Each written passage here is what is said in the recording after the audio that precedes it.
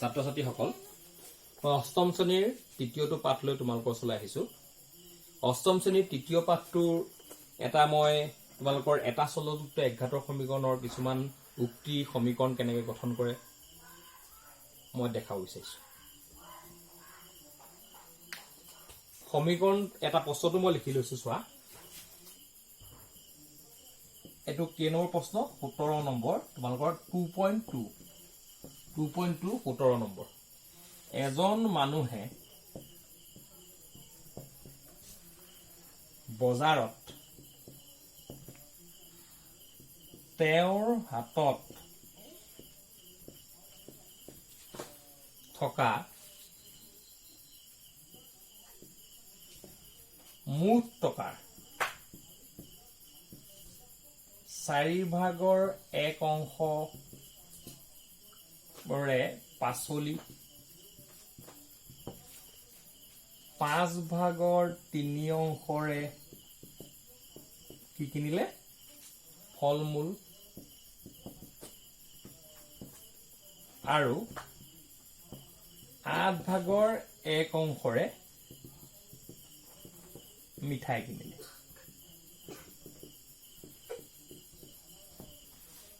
হাতত বাকী থাকিল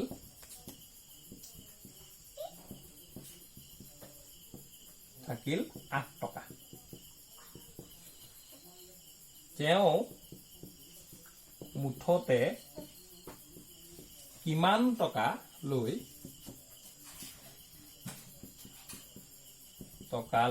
বজাৰলৈ গৈছিল?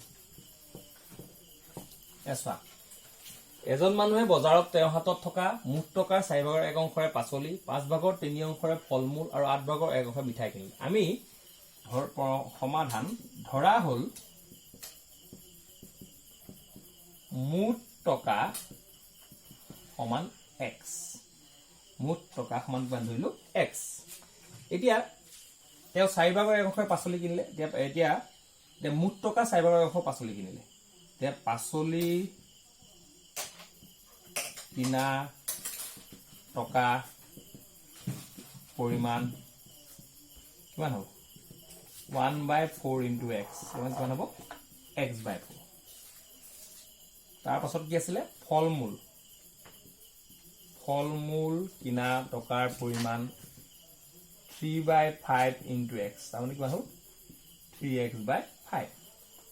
আৰু মিঠাই কিনা টকাৰ পৰিমাণ x/8।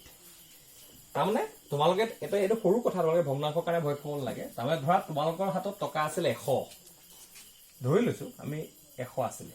এতিয়া 4/1 অংশ কিমান ইয়াৰ? কিমান 25 টকা। তাৰমানে তোমালোকে 25 টকাৰ যেনিবা পাচলি কিনা। তেনেকৈ আচলতে আমি যিমান যদি টকাটো আমি উলিয়াবলৈ কৈছে, আমি টকাটো যদি আমি জানি যাওঁ কিমান অংশ কি কিনিলো আমি তেনে উলিয়াব পাৰিম। এতিয়া হাতত বাকী থাকিলে কিমান? 4 টকা।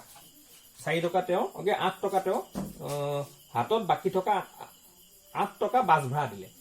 হাতত বাকী থকা 8 টকা তেওঁ বাছ ভাড়া দিলে বুলি কৈছে। এতিয়া প্ৰশ্নমতে কি হ'ব? এই গোটেইখিনি টকা কিমান যোগফলটো বজাৰ কৰা টকাখিনি? x/4 28 x/5 x/8 এইখিনি তেওঁ বজাৰ কৰিলে। বজাৰ কৰি তেওঁ থাকিলে কিমান হাতত? মুঠ টকাটোৰ যিমান তাৰ পৰা 8 কি হ'ল? বিয়োগ হ'ল। মুঠ টকাটোৰ যিমান সেইটো 8টো তেওঁ ইমান টকা তেওঁ বজাৰ কৰিলে। বজাৰ কৰি তেওঁ মুঠ টকাটোৰ তেওঁ কি কৰিলে? মুঠ টকাটোৰ তেওঁ কি কৰিলে? 8 টকা। তেওঁ মুঠ টকা যিমান আছিল তাৰ হাতত বাকী থাকিল 8 টকা। গতিকে মুঠ টকাটোৰ পৰা 8 টকাটো বিয়োগ হ'ব।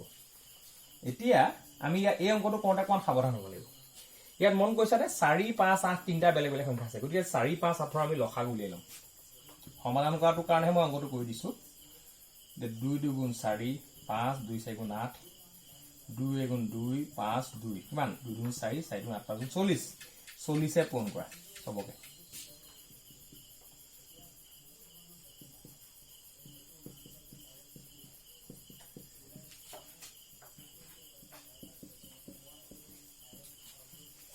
এতিয়া 4 10 5 8 8 5 10x 24 5 এইফালে হ'ল 40 300 কিমান 20 আমি কি পালোগে আসলে 10 পাছত 15 15 15 24 39x আমি এটো মুহাই লৈছো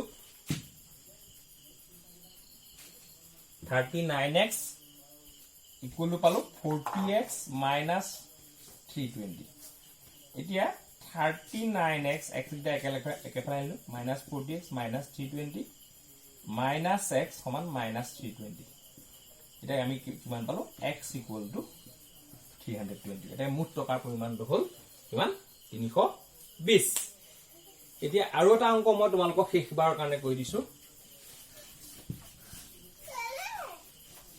আৰু এটা অংক তোমালোকক মই কৈ দিছো তোমালোকে চাই লবা